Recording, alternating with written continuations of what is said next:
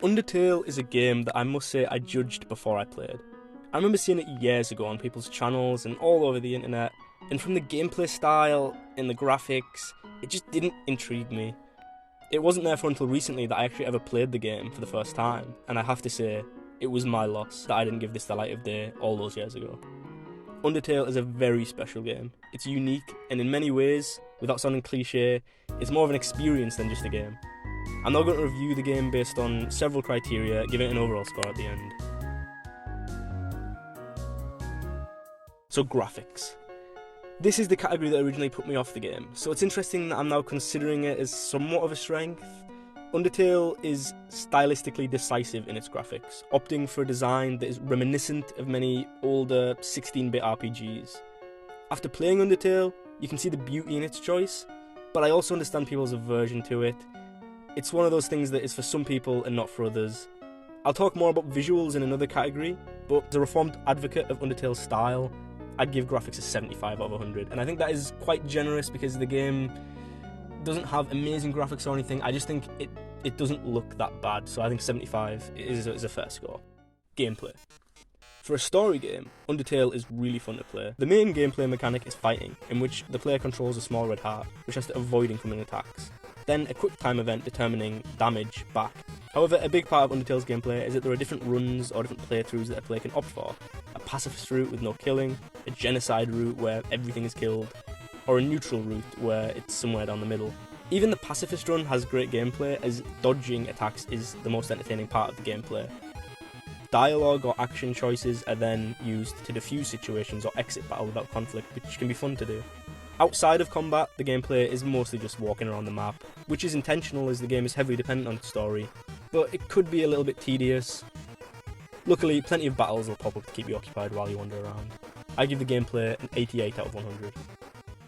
Map or visuals. The map for Undertale, from what I can tell, is just a straight 2D path from left to right.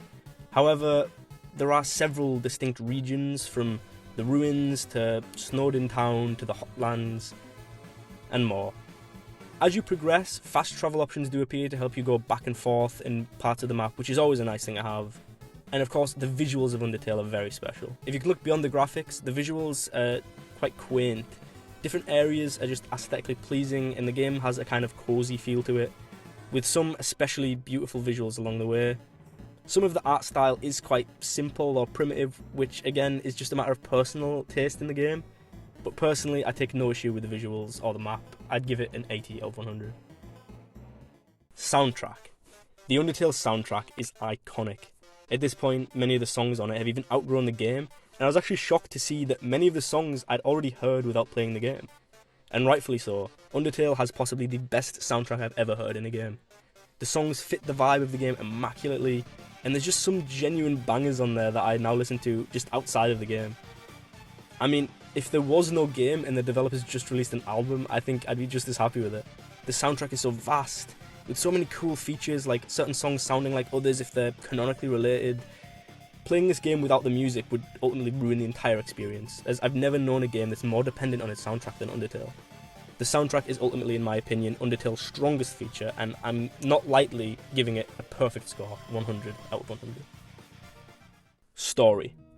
As usual, this section will contain spoilers for the game, so don't proceed if you haven't played the game. And seriously don't, because Undertale's story is amazing, and it's what the game is really built around. Now, I'm not even going to scratch the surface here, really, because there's just so much lore in this game, and people will undoubtedly just point out all the things I've missed.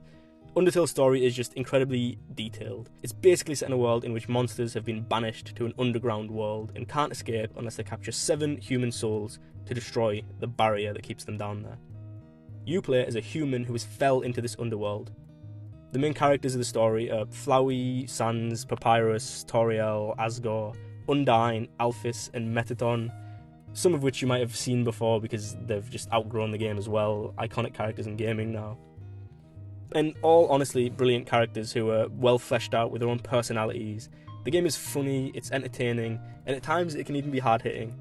There are different endings based on the different paths, which I'll talk about a little more shortly, but overall, I would say Undertale's story is very special, and I'd rate it 98 out of 100. Replayability.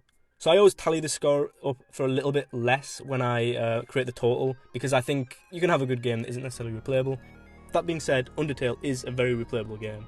As mentioned before, there are different runs in Undertale, which all have quite different stories and very different endings. In the pacifist run, you'll free all the characters from the underworld by breaking the barrier with the help of Azrael. In the neutral run, there are several variations of endings, less satisfying and slightly more tragic, in which you can leave the underworld and the monsters remain trapped below. And in the genocide run, you can kill every single character in the game, leaving the underworld empty. The multiple endings make replayability actually a feature of this game more so than just an option. It's highly recommended that players play through the game at least twice to get all of the story and the full experience. But if you feel up to it, I'm sure there's countless different variations of choices to discover by playing the game over and over and over again, how many times you want. However, I understand for some people it could get old and you just want to basically see the main two runs, the pacifist and the genocide. Overall, I'd give replayability a 94 out of 100.